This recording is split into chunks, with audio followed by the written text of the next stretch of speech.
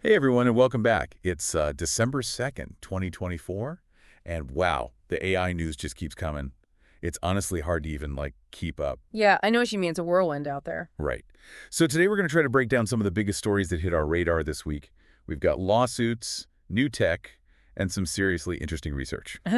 So let's just dive right in, shall we? First up, we have to talk about this whole saga with Elon Musk and OpenAI. I'm sure you've seen the headlines. He's suing them again to try and stop them from going full for profit. Yeah, this is fascinating on a lot of levels. You have to remember that Musk was one of the co-founders of OpenAI, and their initial mission was to develop AI safely and responsibly to benefit all of humanity. But now with OpenAI moving towards this for-profit model, Musk has expressed some concerns. Yeah, it's a big shift, right? Going from a nonprofit to a company potentially beholden to shareholders. Oh. What do you think this shift means for the future of AI development? Well, that is the million-dollar question, isn't it? Some people argue that a for-profit structure could give OpenAI access to more resources and potentially speed up research and innovation, but others worry that profit might become the main driving force, potentially overshadowing ethical considerations. Yeah, it'll be interesting to see how it plays out. OpenAI has responded to the lawsuit, calling it baseless.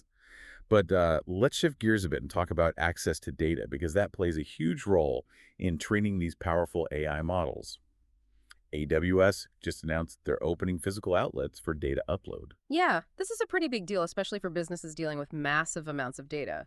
Imagine a large corporation with petabytes of information. Hmm. Transferring that data online can take ages and pose security risks. It does seem kind of counterintuitive, though, right, in our hyper-connected world, to be physically transporting data. Exactly, but that's what makes this announcement so interesting. AWS is bridging the gap between the physical and digital realms, offering a faster and potentially more secure way to get data into the cloud. It's a pretty unique solution to a very real challenge. Okay, that makes sense. But even with all this data-fueling advancements, AI still isn't perfect. There have been some reports about ChatGPT's search feature giving out inaccurate information. What should people keep in mind as they use these AI tools? Well, it's crucial to remember that AI, especially right now, is a tool, not an oracle. It's still under development, so it's important to approach any information it provides with a healthy dose of skepticism. Double-check sources, use your critical thinking skills, and don't just accept everything at face value. Excellent advice. Now let's inject some of that classic deep dive excitement. We've got some cool tech to talk about. Intel has leaked some impressive specs for their new Arc B570 GPU. Also, the browser company is teasing a new AI-powered browser called Dia. What has you more intrigued? Ooh, that's a tough one. I have to say, though, the idea of Dia has me pretty fascinated. We're so accustomed to interacting with the internet in a certain way, but an AI-powered browser could completely change the game. Imagine a browser that learns your interests, anticipates your needs, and helps you synthesize complex information.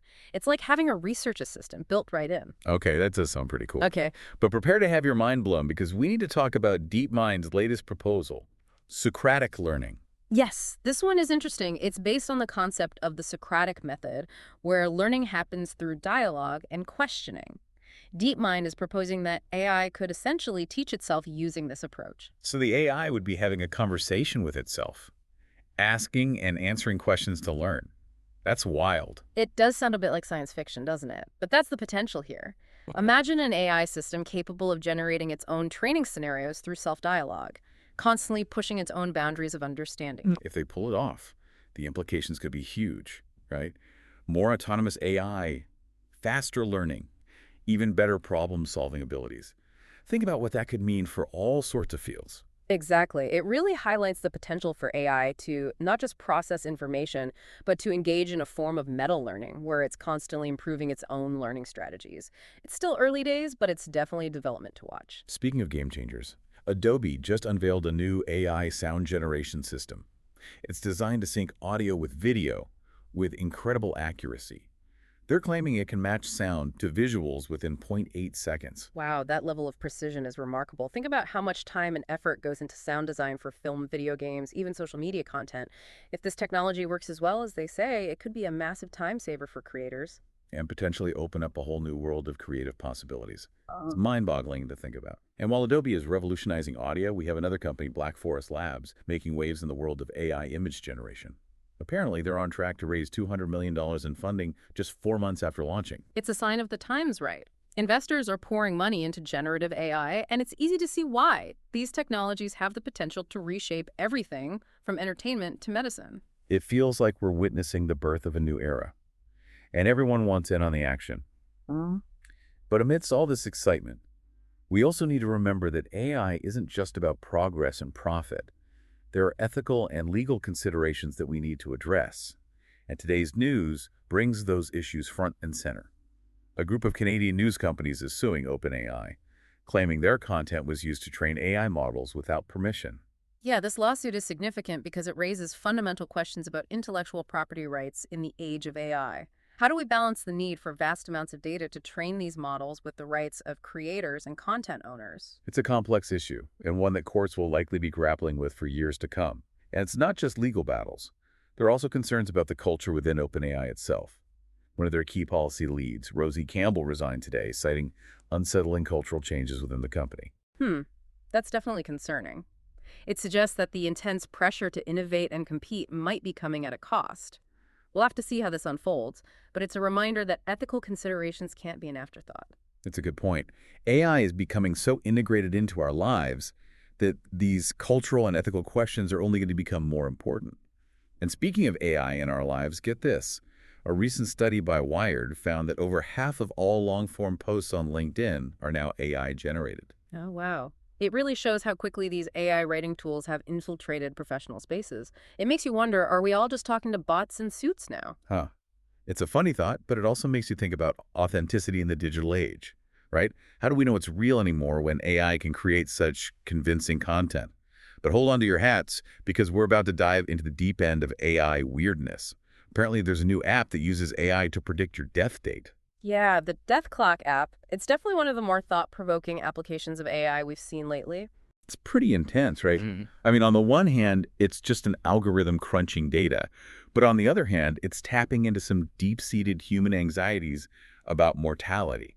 I can't imagine getting a notification on my phone that says, you have 5 years left to live. It really highlights the complex relationship we have with technology, especially when it intersects with existential questions like life and death. While some companies are diving headfirst into developing the next generation of AI, others are taking a more strategic approach. Inflection AI, for example, announced today that they're halting development of next-gen models to focus on refining their existing applications for business customers. This is a really interesting move. I think it speaks to the evolving landscape of the AI industry. They're essentially saying, we have powerful tools, let's make sure we're using them to their full potential before we create even more. It's a sign of maturity and maybe even a recognition that the race to be on the bleeding edge isn't always the most sustainable strategy. Especially in a market that's as competitive as AI. And speaking of competition, NVIDIA's stock has surged a whopping 207% this year. Much of that growth is attributed to the increasing demand for their AI hardware. It's a clear indicator of the economic forces driving AI development. The demand for computing power to train and run these models is skyrocketing, and companies like NVIDIA are reaping the rewards. And as that demand grows, so too will the number of AI applications in every aspect of our lives. Get ready, folks, because researchers Garlick and Fay predict that by 2050, we could have a staggering 648 million humanoid robots walking among us. That's like a robot for every 10 people on the planet. It's a mind-boggling prediction, isn't it? It brings up all sorts of questions about the future of work, social dynamics, even the very nature of what it means to be human in a world increasingly populated by intelligent machines. It's a lot to process, that's for sure. But before we get carried away with visions of a robot-filled future, we have to remember that with great power comes great responsibility. One of the most prominent voices sounding the alarm about the potential dangers of AI is Geoffrey Hinton, who's been called the godfather of AI. Hinton has expressed serious concerns about the open sourcing of large AI models. He even went as far as to compare it to making nuclear weapons readily available. That's a chilling comparison. Yeah. What exactly is he worried about? He's concerned that putting these incredibly powerful tools in the wrong hands could have catastrophic consequences. Imagine AI being used to develop autonomous weapon systems, generate incredibly convincing disinformation campaigns, or even manipulate financial markets with lightning speed. It's a sobering reminder that we need to approach AI development with a lot of thoughtfulness and caution. It's clear that we're at a pivotal moment in history. Absolutely. We're on the cusp of an AI revolution, and the choices we make now will determine the course of that revolution for generations to come. Welcome back to our deep dive into all this December 2nd AI news. Picking up right where we left off, And honestly, my brain is still buzzing from all the stuff we covered in part 1. It's a lot to take in. It is. We talked about those legal battles surrounding OpenAI, the potential for AI to become more self-sufficient with that Socratic learning thing, and all those crazy advancements in generative AI, like Adobe's sound generation system. Oh, and we talked about that economic boom that's happening, right? Fueled by AI, with companies like NVIDIA just skyrocketing and startups like Black Forest Labs attracting tons of investment. But we also have to acknowledge those downsides too. The ethical concerns, the potential for misuse, the need for responsible development, those are all important conversations we need to be having. Absolutely. Remember Geoffrey Hinton's warning about making those large AI models open source? That's a pretty sobering thought. It really is. It's kind of like giving everyone the nuclear launch codes, isn't it? It makes you realize how important those discussions are about ethical development and, governance and all that. Exactly. We need to think carefully about those potential consequences of unchecked AI development and make sure we're putting safeguards in place. For sure. But let's take a break from the heavy stuff for a sec and talk about how AI is sneaking into our everyday lives in some really surprising ways. Remember that Wired study we mentioned? The one about how over half of long LinkedIn posts are AI generated. It's amazing, right? AI writing tools are everywhere now, and they're getting better all the time. It makes you wonder if everyone online is actually a bot now. And then there's that Death Clock app that uses AI to predict when you're going to die. The death clock. It's definitely sparked a lot of conversations. It has. It's kind of morbid when you think about it. Huh. But it raises some interesting questions about our relationship with technology and mortality and stuff. It's a good example of how AI can make us think about some deep philosophical questions. Is it right to use AI to predict something like death? What are the ethics of that? And how would knowing your potential lifespan change your choices? Heavy stuff. Yeah. It's like a high-tech version of those fortune teller machines at the carnival. It is a little bit like that. And it just shows how AI can be used in ways that are both fascinating and a bit unsettling. Speaking of unsettling, have you heard about all the deep fakes going around? Yeah, it's a growing problem. The technology for making them has gotten so good and so easy to use that anyone can create these fake videos that look totally real. It's scary. I mean, imagine someone spreading misinformation, ruining people's reputations, or even inciting violence with these things. It's a real threat, and it shows why it's so important to be able to think critically about the things you see online and not just believe everything. Yeah, for sure. We can't just blindly trust everything anymore, especially with AI getting more and more sophisticated. Right. It's like technology is a double-edged sword. It can be used for good or for bad, and it's up to us to make sure it's used responsibly. Okay, so on a more positive note, let's talk about how AI is changing the game for businesses. Inflection AI made a big announcement today. They're stopping development of next-generation AI models and focusing on making their existing applications better for businesses. It's an interesting move for sure. I think it shows that the AI industry is maturing. Companies are realizing that they don't always have to chase the newest tech. Sometimes it makes more sense to perfect what they already have and make it work better for specific needs. It's like saying, hey, we've got a powerful engine. Let's build the best possible car around it before we try to design a whole new engine. Exactly. It's about making the most of what we have and creating solutions that are both powerful and practical. And it looks like Inflection AI is really committed to that. They're buying up smaller AI startups and offering solutions that can run on a company's own servers for those that are worried about security. That's smart. By building a whole AI ecosystem, they're becoming a one-stop shop for any business that wants to use AI in a secure and efficient way. They're making custom suits for each customer instead of trying to sell everyone the same thing. That's a great way to put it, and I think it shows how much the AI industry is growing up. It's not just about experimenting anymore. It's about making things work in the real world and actually solving problems. So it's not enough to just build cool tech. It has to be useful too. Exactly. And that means understanding what businesses need, addressing ethical concerns, and making sure AI helps everyone, not just a few people. It's a big responsibility, but there's a lot of potential there. Imagine AI helping us tackle things like climate change or curing diseases. That's the goal, right? To use AI to make the world a better place. For sure. But we have to be smart about it. We can't just chase progress without thinking about the risks. I agree. It's about finding that balance between innovation and responsibility, between pushing the limits of what's possible and making sure we don't create something we can't control. It's like walking a tightrope, right? Yeah. You need to be brave, but also careful. Perfect analogy. It shows how important it is to have these conversations about ethics and to work together at every step of AI development. Okay, so let's lighten things up again.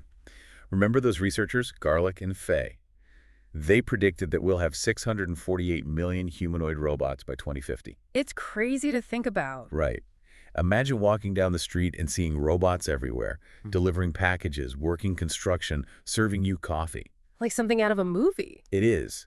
And it raises so many questions. How will they interact with us? Will they take our jobs or create new ones? Will we be friends with robots? The possibilities are endless. Exciting and a little bit scary. Totally. Yeah. But it's a future we have to start thinking about. Now AI is developing so fast that it won't be long before this stuff becomes reality. And it's not just about robots. It's about how AI is changing everything about our world, from how we work to how we connect with each other. It's like we're exploring a whole new world and we don't know what we'll find. But it's going to be an amazing journey. It is.